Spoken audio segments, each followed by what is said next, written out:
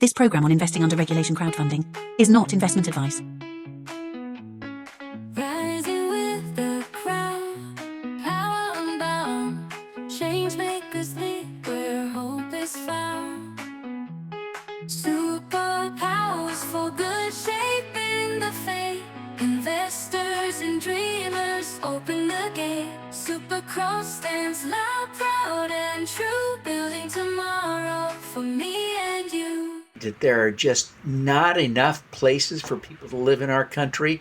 There is a real housing crisis, and it shows up on our streets, in our cities, in our communities, and in our own cost of living.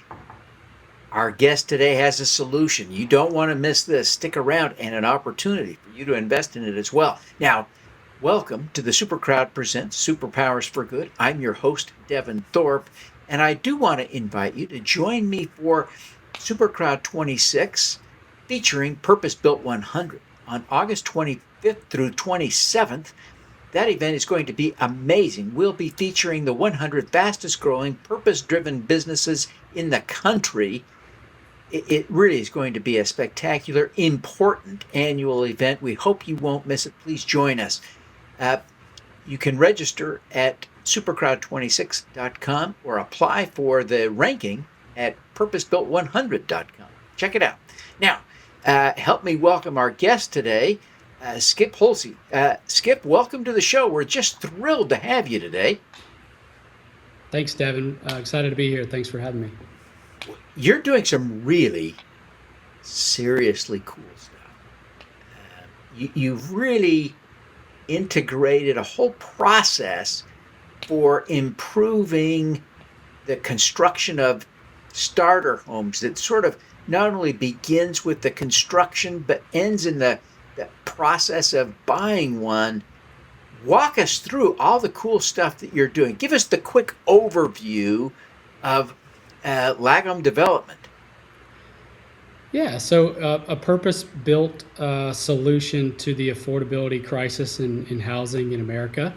And the long and short of it is, it's the world's first vertically integrated, attainable, and sustainable housing platform. And what that really alludes to is, instead of just siloing into the manufacturing of a next-generation structural insulated panel, or the design, development, or construction of a neighborhood, or even the to consumer sales aspect, we roll it up into one. And what that does is it allows us to generate institutional grade returns.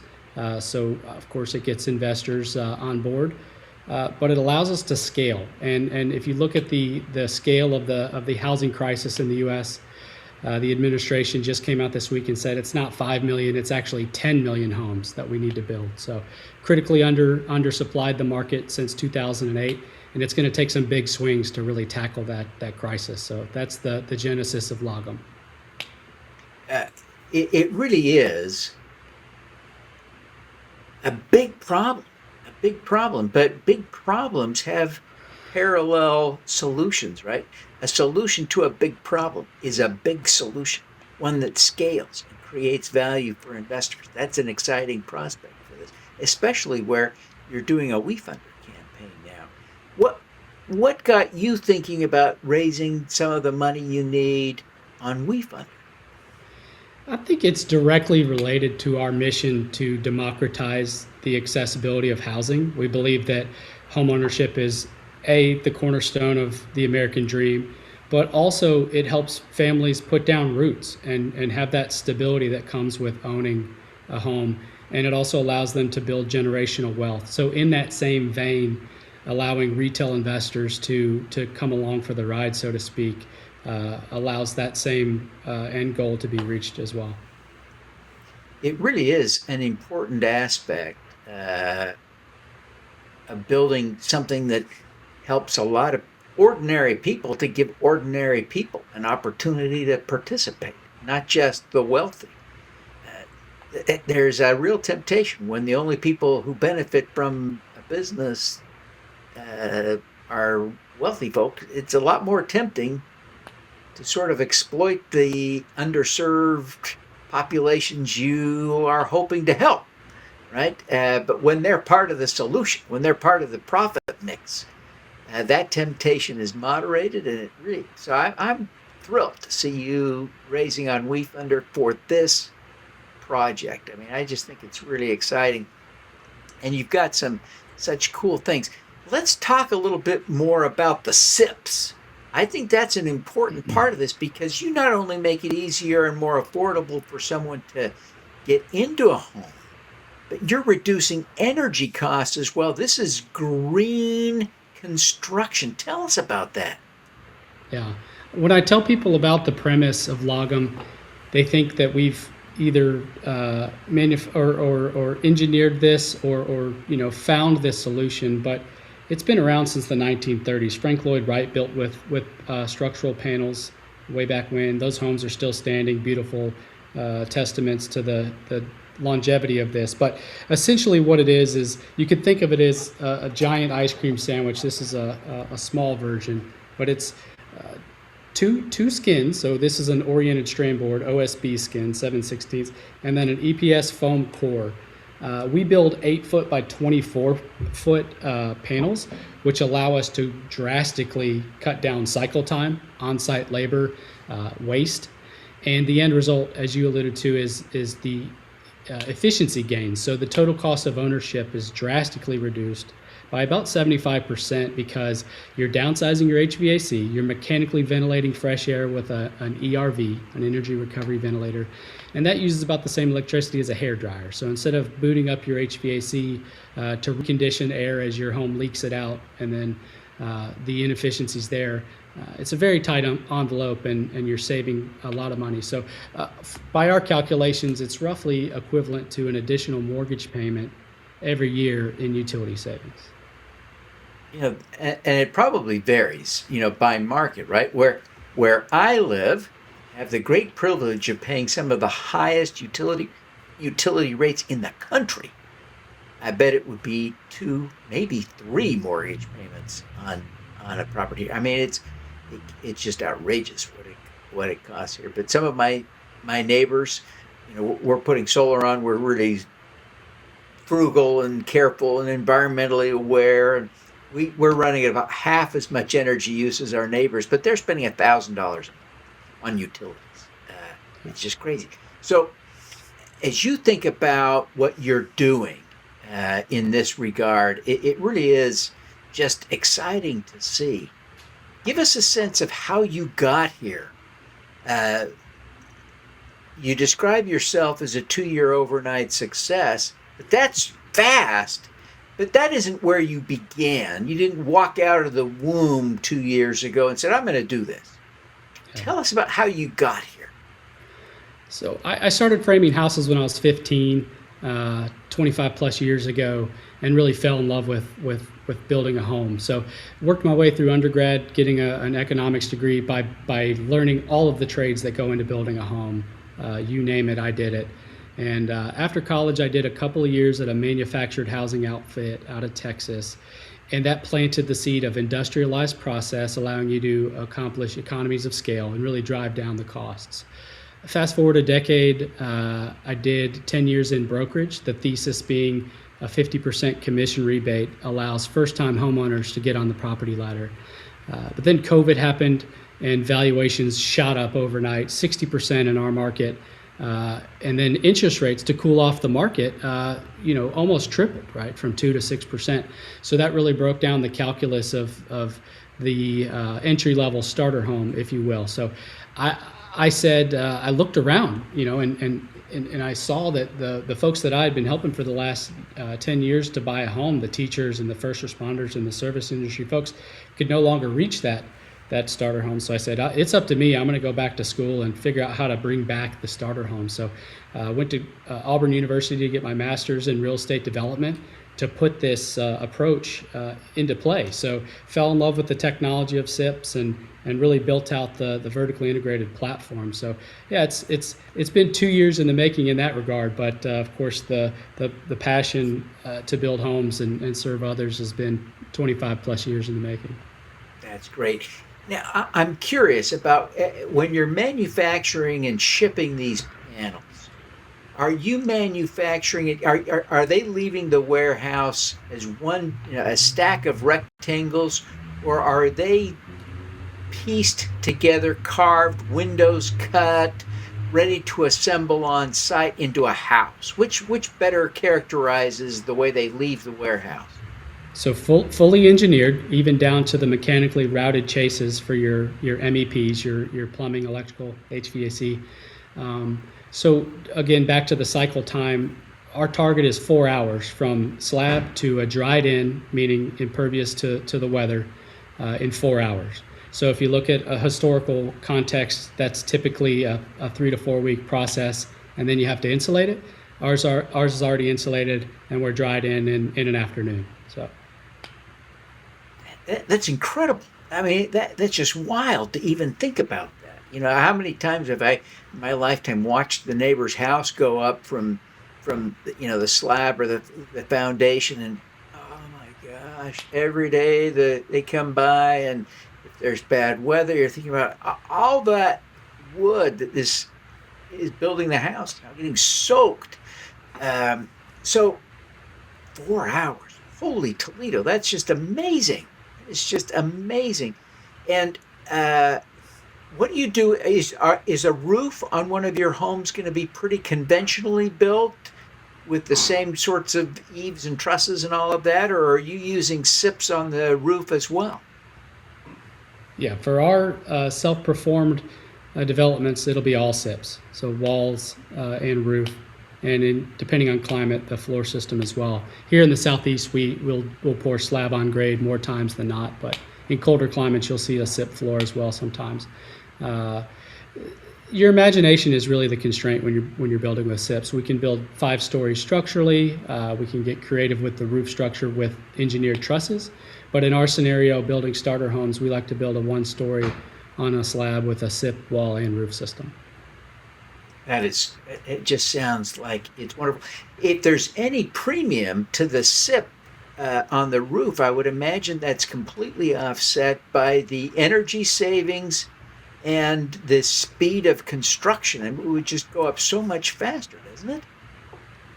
Absolutely, and especially if you look at the dynamics of an aging construction crew population and just the constraints around on-site labor these days, certainly the economics make sense. But I think the most exciting part for me, remember with my economics background, is the economies of scale is really how you unlock the accessibility of this technology, not only to Logum, but to all the other builders out there that want to build a more energy efficient, healthier home, and they want to do it faster with less waste and less on-site labor. So when you scale up and you can deliver 25,000 homes from a single campus manufacturing facility, not only are your labor costs the big savings, but also materials are quite reasonable as well.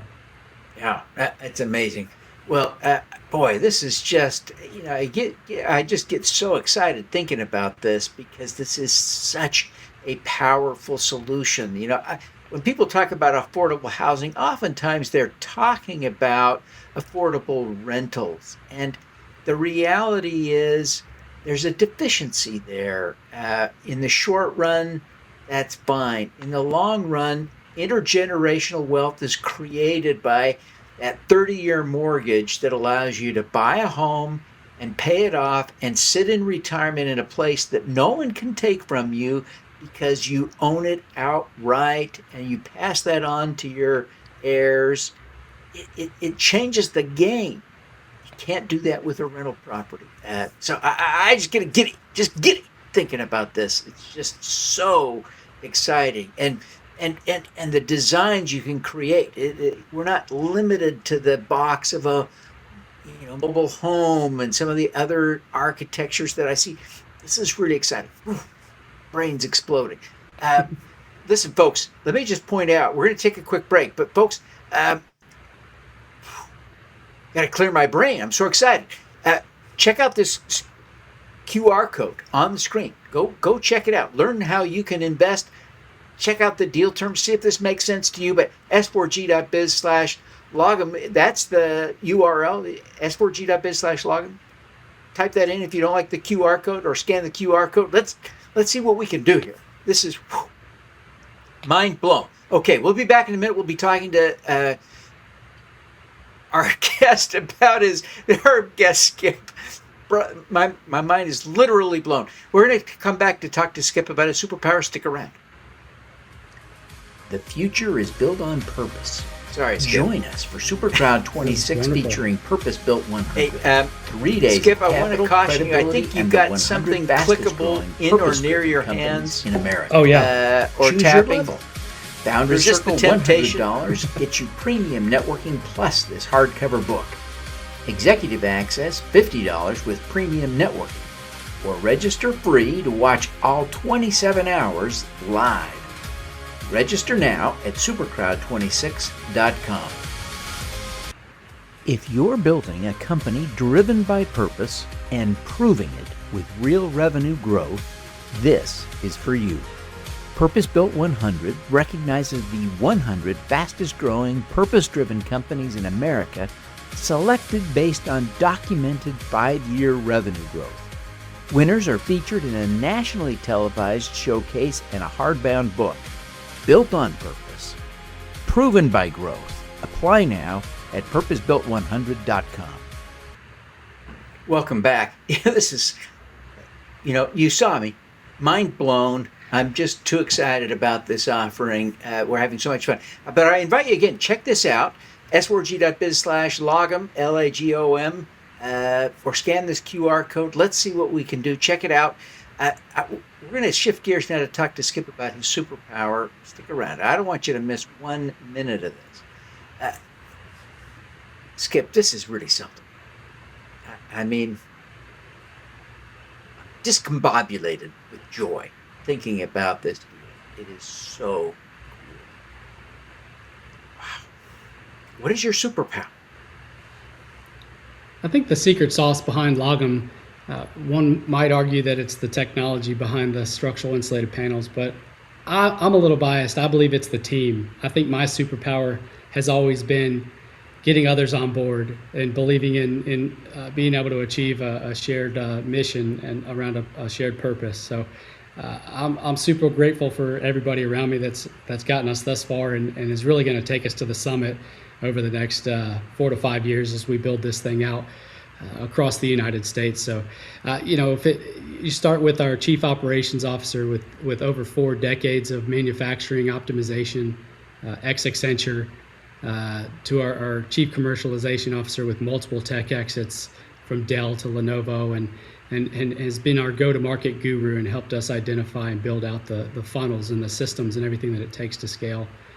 Down to our Chief Technology Officer and on and on and on. So I think it's always been and will continue to be getting the right people on the bus.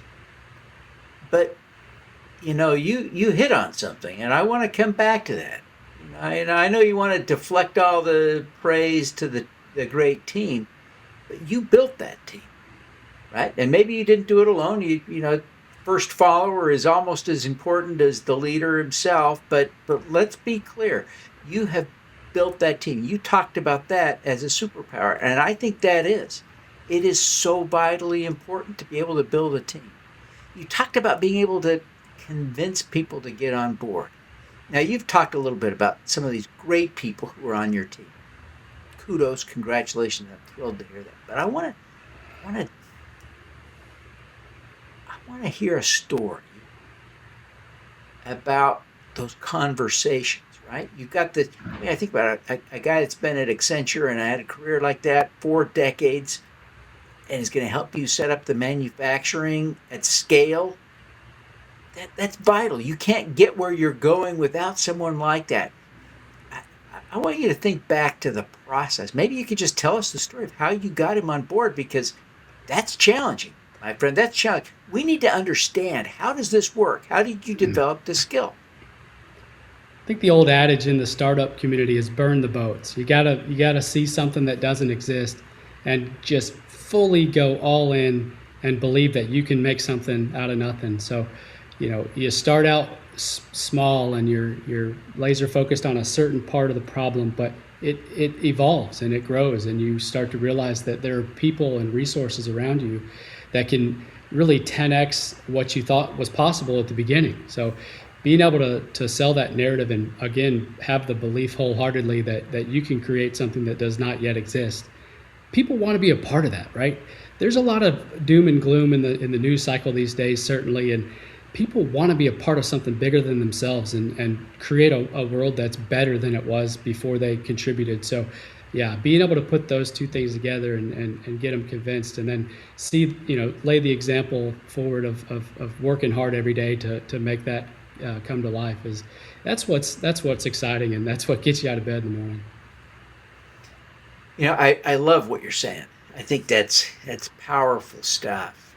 And all of us need, to the extent that we lead anything, whether it's a team at the hospital or a department at school or the shift at work, we lead. It's so often that's the case, and it scares us sometimes when we have that responsibility. So I really appreciate you sharing some insights.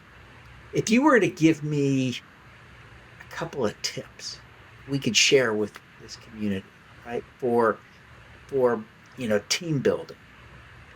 You hinted at, as you were sharing, kind of how this worked, the burn the boats. It's a great tip. How would you build on that? What else would you coach people to do to build teams successfully? I think people love to share their experience. Look at us right now talking about our lives leading up to this moment, and just having that openness to engage with others and hear what they've done across the body of work that is their career and their lives is such a great starting point. And you don't know that what's going to come out of it is an engagement to work together for the next 5 years. It could be something as simple as, hey, you know who I think you should talk to?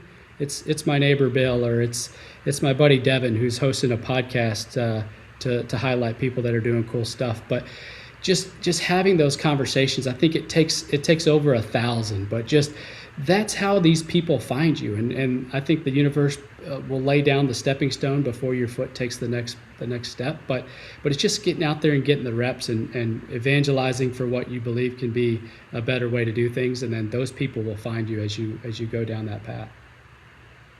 I think that's helpful. That's helpful. We can act on that. We can mimic that and become better at that. So thank you. Well, as we get toward the end here, Skip, I wonder if you'd take a minute here and tell us how people can connect with you. There are a lot of reasons people might want to connect, right? We got builders who may want to get some of your manufactured SIPs and start exploring building homes that way. That's intriguing. You got other people who are saying, I'm interested in buying an affordable first home. How do they connect? Other people are saying, I am really excited about what you're doing. I want to be a part of that, so I want to invest. Walk us through. Other people just want to say, man, I want to be a team builder like him. I want to follow him on social media. Give us all those tips, and how do we connect? Follow. Yep, certainly on the socials. Hope to be more active here in the coming months as we start executing more on the plan. But we're actively raising the community around, as we spoke about earlier. And an interesting aspect, so we have 12 interns at Logum, and paid interns from across the United States, undergrad, graduate students. We had 8,000 applicants in a week back in December for this shared 12-week cohort. And they're out there doing just huge things through supply chain and sustainability and GIS and site selection and feasibility. And what we've identified as a team is there are over 30,000 cities in the U.S. There's 3,100 counties. And you know what those folks have is a desire to bring affordable, attainable housing to their constituents. And a lot of them have land. So now we're working with them on helping them identify underutilized and raw land that they can then put into a public-private partnership for little to no money. And we can be that one-stop solution for them to design, develop, and build these attainable, walkable neighborhoods. So if you know of one of those opportunities, we'd love to connect. If you're an emerging operator or an incremental developer is what we call them locally, that you want to build a project like this, let's connect. If you just want to buy a house or a ready to assemble logam ADU kit for your backyard, or a home for a parcel of land you might own, let's connect. Or if you just want to be a part of something bigger than yourselves and follow along on this crazy journey that Logam's undertaking, social media and the website is a great way to stay connected. Fantastic. Well, Skip, thank you so much for taking the time to be with us today. We really want to see you succeed. I mean, I see it every day. When I get into the city in San Francisco, especially, oh my gosh, the unhoused population, and the connection to the cost of housing is vital. Everything else is secondary. The cost of housing is the key. You're addressing that in a head-on, exciting way. Thank you. We want to see you succeed. Thanks for being here. Thanks, Devin. Super grateful for the time, and let's stay in touch as we continue to grow together. All righty, now let's do some good.